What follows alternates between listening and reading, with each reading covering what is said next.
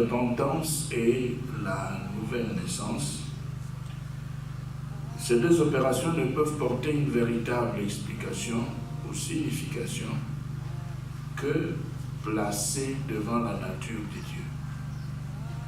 C'est-à-dire qu'on ne se repent pas pour rien, on ne peut pas naître de nouveau pour rien. On se repent pour Dieu, pour sa nature, et on va expérimenter également la nouvelle naissance pour la nature de Dieu et par rapport à la nature de Dieu.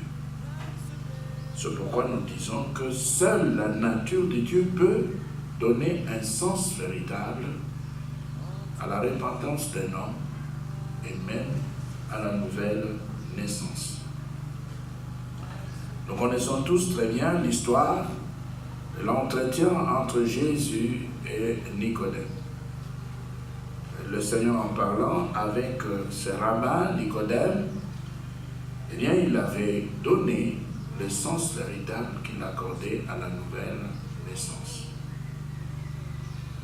Il a montré qu'il n'y avait pas moyen de concevoir la nouvelle naissance en dehors ou très loin du royaume de Dieu et qu'il fallait absolument naître de nouveau pour pouvoir comprendre ce qui se passe dans le royaume de Dieu. C'est pourquoi nous disons que celui qui se répand le fait pour le royaume de Dieu.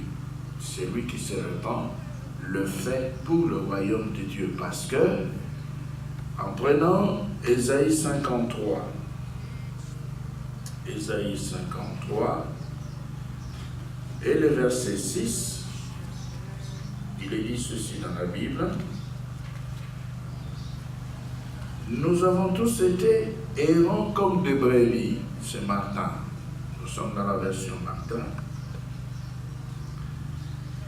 Nous nous sommes détournés chacun en suivant son propre chemin. Et l'Éternel a fait venir sur lui l'iniquité de nous tous. Nous reprenons. Ésaïe 53, 6. Dans la version Martin. Nous avons tous été errants comme des brebis. Errants comme des brebis. Nous nous sommes détournés chacun en suivant son propre chemin. En suivant son propre chemin.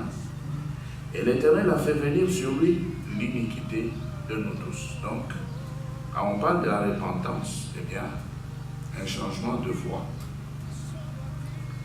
Celui qui se répand change de mentalité, d'intention.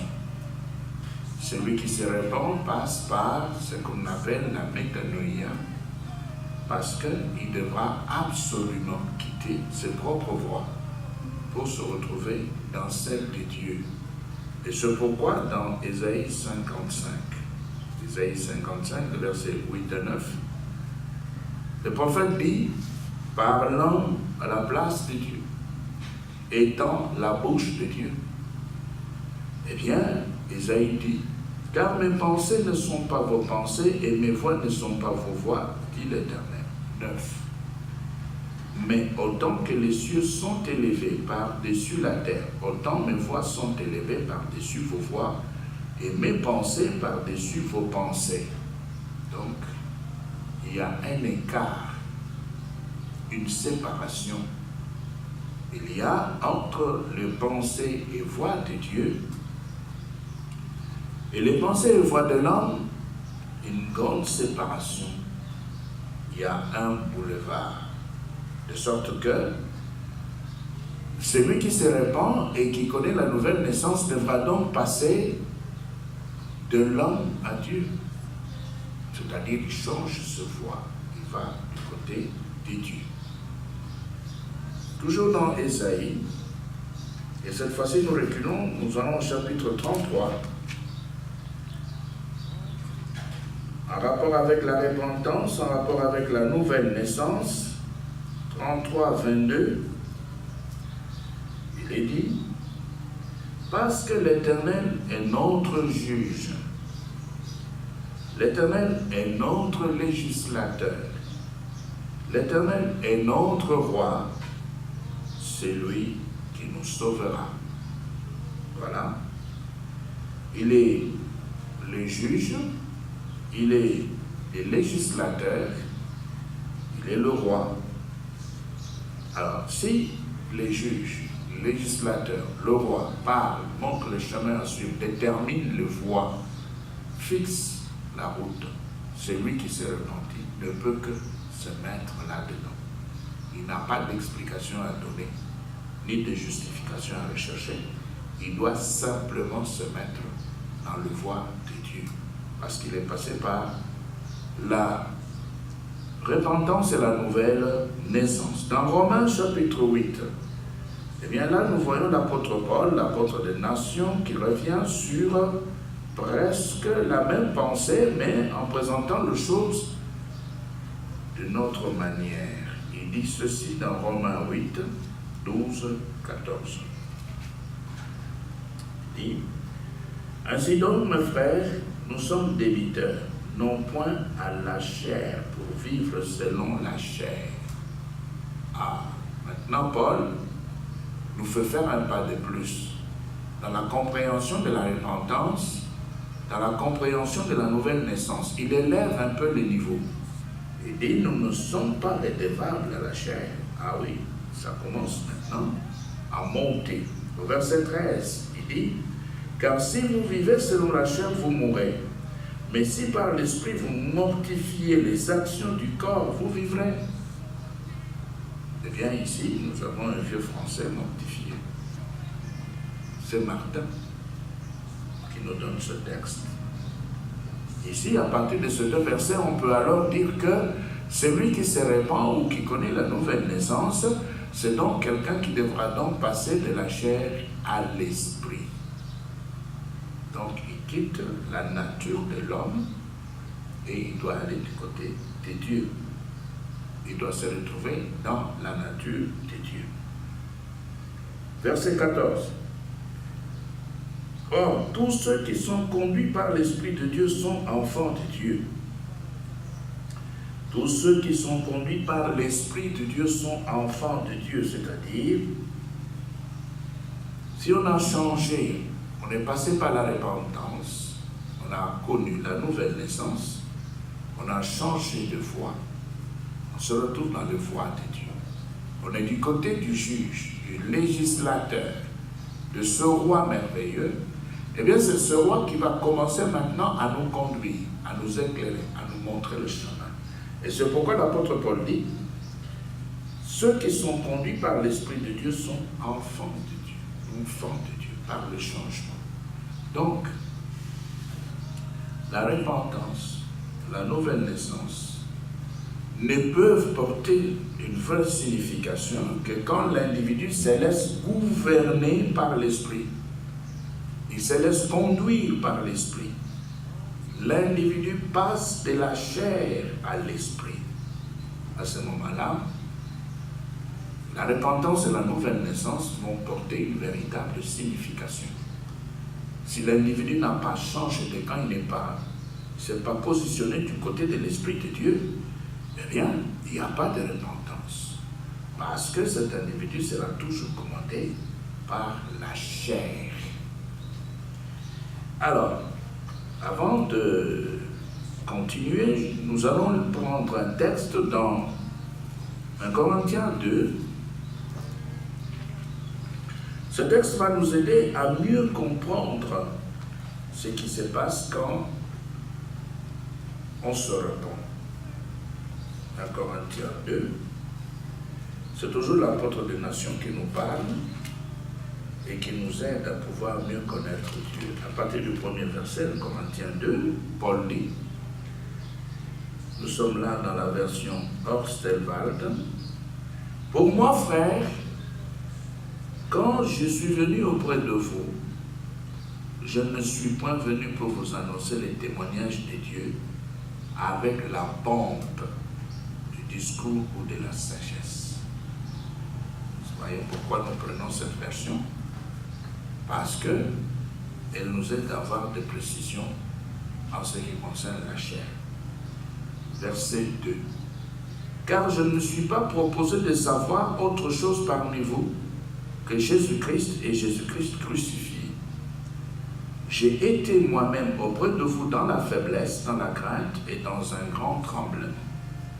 Et ma parole et ma prédication n'ont point consisté dans des discours pathétiques de la sagesse humaine, mais dans une démonstration d'esprit et de puissance. Voilà.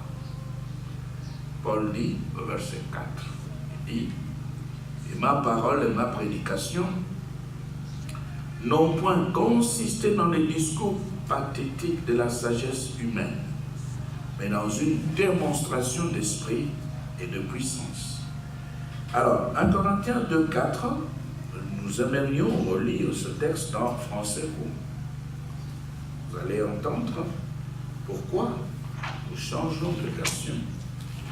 C'est parce que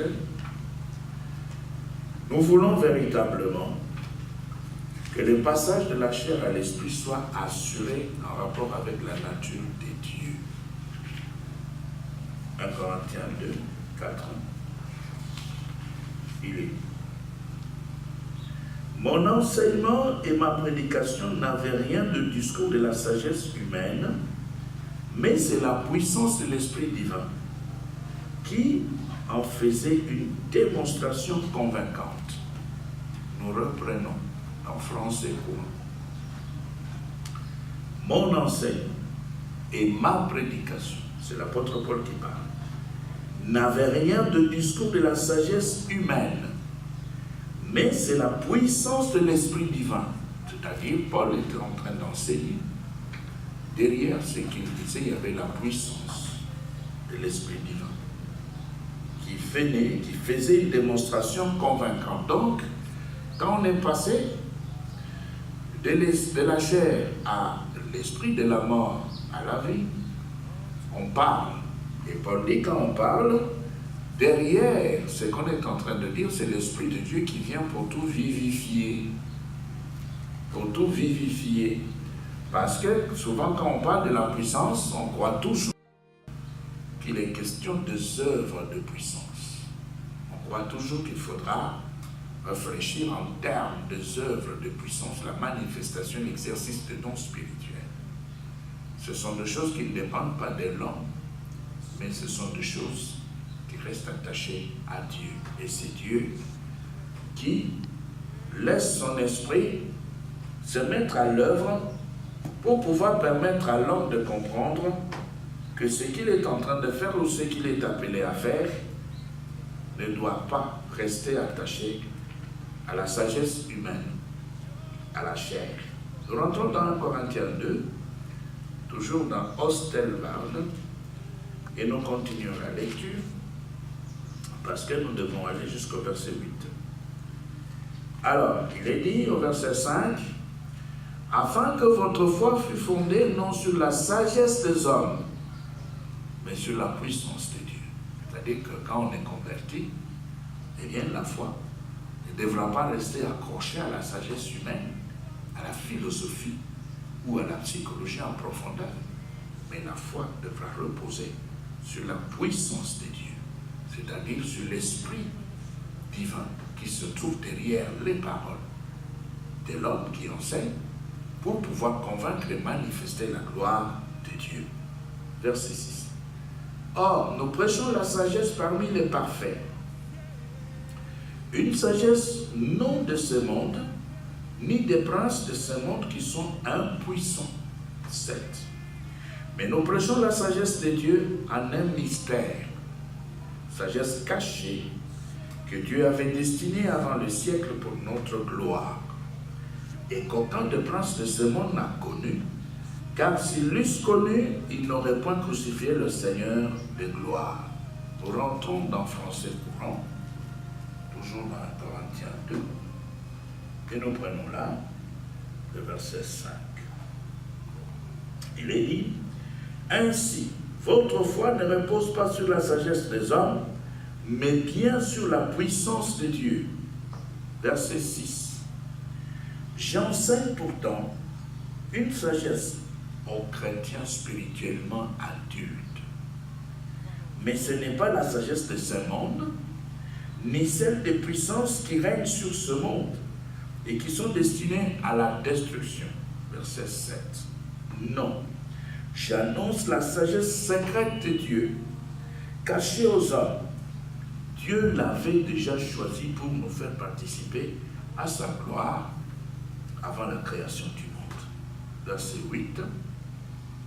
Aucune des puissances de ce monde n'a connu cette sagesse. Si elle l'avait connue, elle n'aurait pas crucifié le Seigneur de la gloire. Mais comme le déclare l'Écriture, c'est le verset 9, ce que nul homme n'a jamais vu ni entendu, c'est à quoi nul homme n'a jamais pensé, Dieu l'a préparé pour ceux qui l'aiment. Voilà.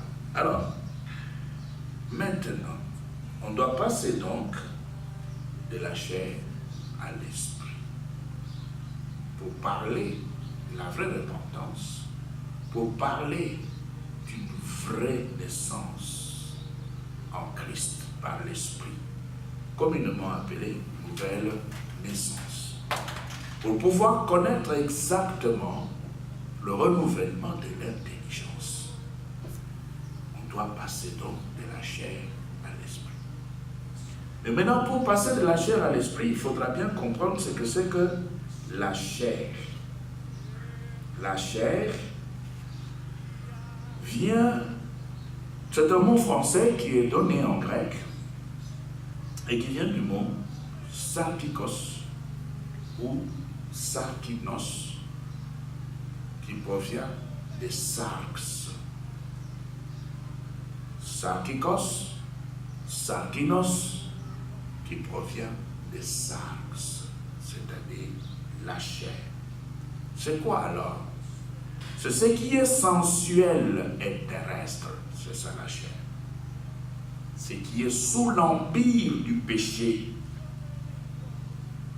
dans l'homme, ce qui est rattaché au sens, ce qui est rattaché à la terre, ce qui est sous l'empire du péché,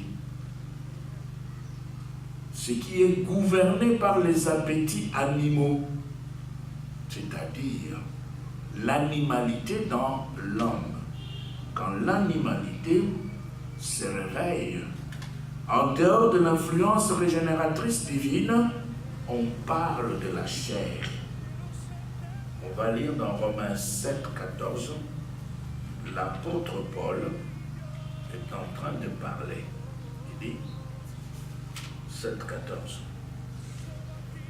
il dit,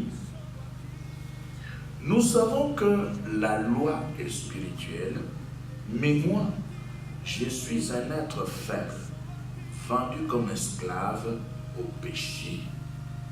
Vendu comme esclave au péché. Vendu comme esclave au péché parce que ce sont les appétits animaux qui gouvernent.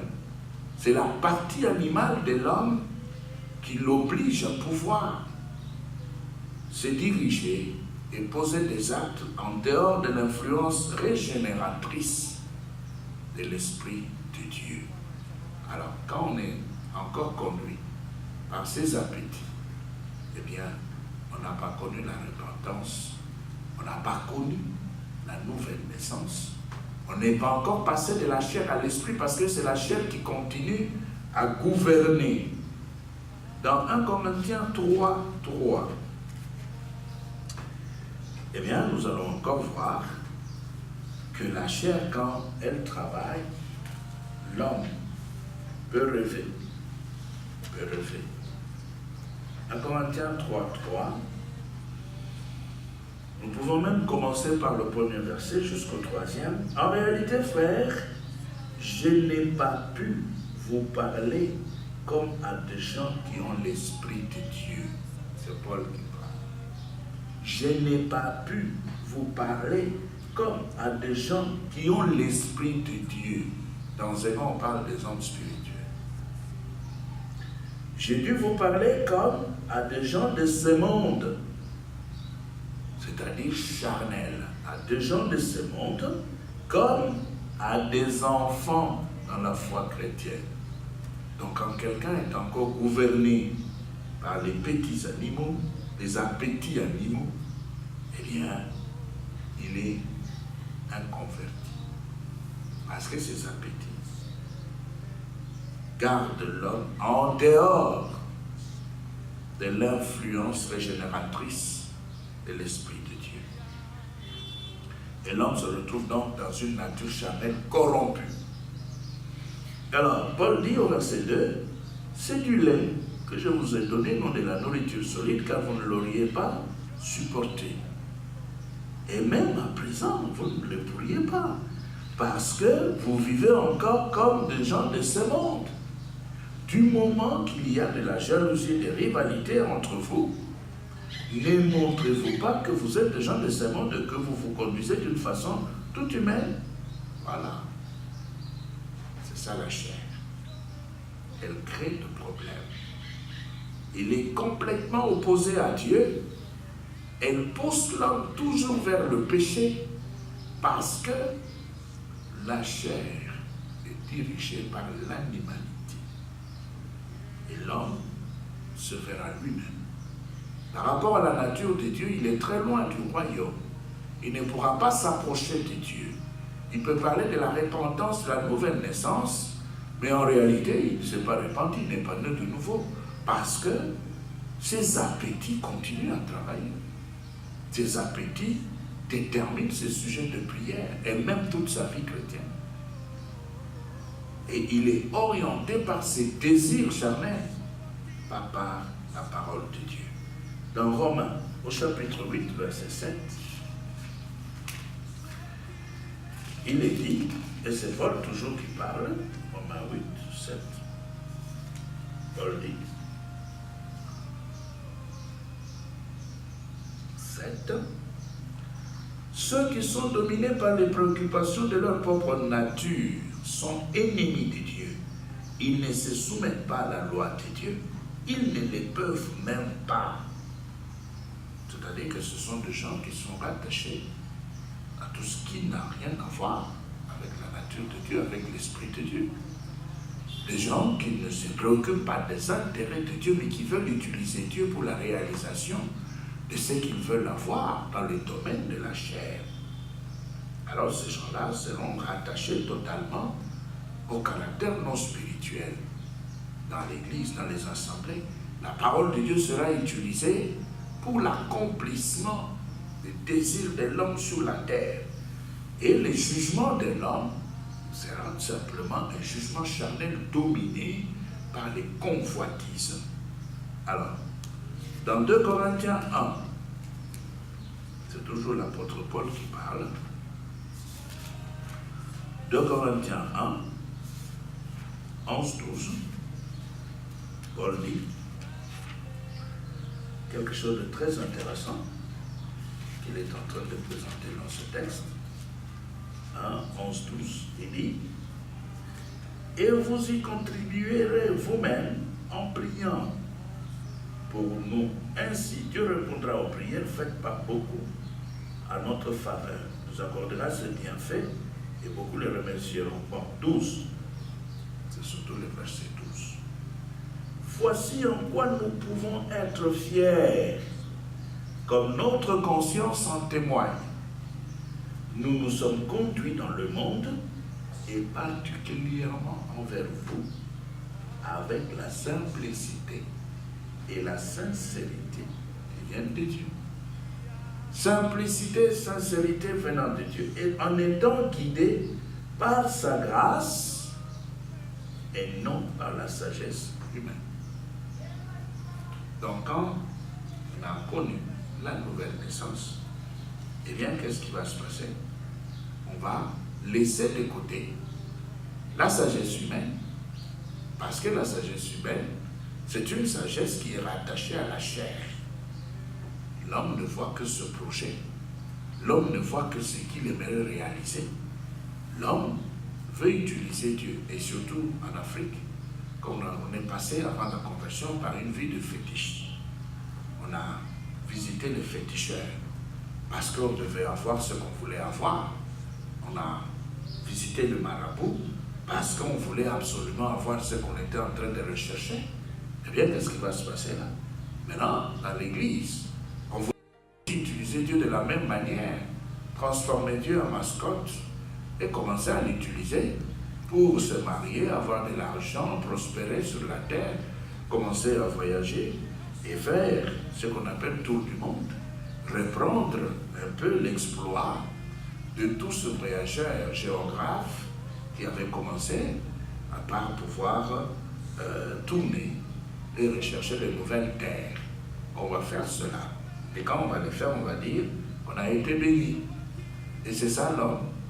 Pourquoi? Parce que ce sont les appétits animaux qui travaillent, qui conduisent l'homme, qui l'obligent à pouvoir absolument rechercher ce qu'il veut. Là, il n'y a pas de repentance, il n'y a pas de nouvelle naissance. On n'est pas passé de la chair à l'esprit, on est resté totalement dans ce qu'on avait été avant la parole de Dieu. Dans 2 Corinthiens, au chapitre 10, 2 Corinthiens, chapitre 10, nous allons prendre 1 jusqu'à 4. L'apôtre Paul est en train de défendre son ministère. Et qu'est-ce qu'il dit? Moi, Paul, je vous adresse personnellement un appel. Moi qui suis, à ce qu'on dit, si humble quand je suis avec vous, mais si énergique à votre égard quand je suis absent. Par la douceur et la bonté du Christ, je vous en supplie, ne m'obligez pas à intervenir énergiquement quand je serai chez vous, car je compte faire preuve de fermeté envers ceux qui prétendent que nous agissons selon des motifs purement humains. C'est-à-dire que les gens qui étaient dans l'environnement de Paul l'accusaient. Pour ces gens-là, Paul était totalement dans la chair. Et Paul est en train de se défendre ici pour faire voir qu'il n'était pas dans la chair, il était en esprit du côté de Dieu. Verset 3. Certes, nous sommes des êtres humains, mais nous ne combattons pas d'une façon purement humaine. Il corrige tous ces gens qui voyaient les choses d'une certaine manière, tous ces gens qui l'accusaient. Verset 4. Paul dit, dans notre combat, les armes que nous utilisons ne sont pas d'origine humaine. Ce sont les armes puissantes de Dieu qui permettent de détruire des forteresses. Nous détruisons le faux raisonnement. Nous renversons tout ce qui se dresse orgueilleusement contre la connaissance de Dieu. Nous faisons prisonnière toute pensée pour l'amener à obéir au Christ. Voilà Paul. Parce que lui-même était déjà passé de la chair à l'esprit. Et les gens qui l'entouraient ne le voyaient pas, ne comprenaient pas cela. Et c'est pourquoi ils étaient en train de l'accuser. La chair aide l'homme à s'attacher à ce qui est nécessaire pour le soutien de son corps sur la terre. Chose nécessaire au soutien du corps sur la terre. Chose nécessaire au soutien du corps sur la terre, c'est la nourriture. Ce sont les vêtements. L'homme va prier pour manger. Il va prier pour s'habiller. Il va prier pour avoir une belle maison. Avoir la plus belle maison de la rue ou du quartier. Être admiré, honoré, félicité. L'homme fera tout pour avoir le plus beau véhicule qui existe sur la terre. Ce sera son plus grand combat. C'est pourquoi, dans Romains chapitre 15, Paul parle, 26 et 27, en rapport avec les choses nécessaires au soutien du corps sur la terre. L'apôtre dit, écoutez ce qu'il dit, verset 26, Romains 15. En effet, les chrétiens de Macédoine et d'Achaïe ont décidé de faire une collecte en faveur de pauvres de la communauté de Jérusalem. Ils l'ont décidé eux-mêmes, mais en réalité, ils le leur devaient, car les chrétiens juifs ont partagé leurs biens spirituels. Ont partagé leurs biens spirituels avec ceux qui ne sont pas juifs. Les non-juifs doivent donc aussi les servir en subvenant à leurs besoins matériels. Donc l'apôtre trouve que quand on sème les biens spirituels, on doit récolter les biens matériels. C'est pourquoi les serviteurs de Dieu doivent être, entre guillemets, gâtés dans les églises. Parce qu'ils sont en train de s'aimer des biens spirituels. Pourquoi est-ce que nous disons, entre guillemets, gâtés dans les églises? Parce que celui qui ne s'occupe pas de la vraie nature de Dieu, qui n'est pas en esprit, celui qui n'est pas lui-même déjà passé de la chair à l'esprit, ne pourra pas conduire les gens dans la vérité. Il va tout noyer. Il sera dirigé par les appétits animaux, par la partie animale, et toutes ces prédications, ces enseignements tourneront autour de cette vie, des choses nécessaires au soutien du corps sur la terre. 1 Corinthiens 9, Paul parle. 1 Corinthiens 9, 10, 11, l'apôtre est en train de parler. Il dit, pouvons même commencer par le verset 8. Mais je ne me fonde pas seulement sur les exemples tirés de la vie courante, car la loi de Moïse dit la même chose. Il est en effet écrit dans cette loi, vous ne mettrez pas une muselière à un bœuf qui foule les blés. Dieu s'inquiète-t-il des bœufs? N'est-ce pas en réalité pour nous qu'il a parlé ainsi? Assurément, cette parole a été écrite pour nous. Il faut que celui qui laboure et celui qui bat les blés le fassent avec l'espoir d'obtenir leur part de la récolte. 11. Nous avons sémé en vous une sémence spirituelle. Serait-il alors excessif que nous récoltions une part de vos biens matériels? Donc, la repentance et la nouvelle naissance véritable, c'est par rapport à la nature de Dieu. Et quand on prend la nature de Dieu, c'est alors qu'on peut donner une signification réelle, véritable, authentique à la repentance et à la nouvelle naissance. Que Dieu vous bénisse. Cristo, yo me entrego, yo quiero serle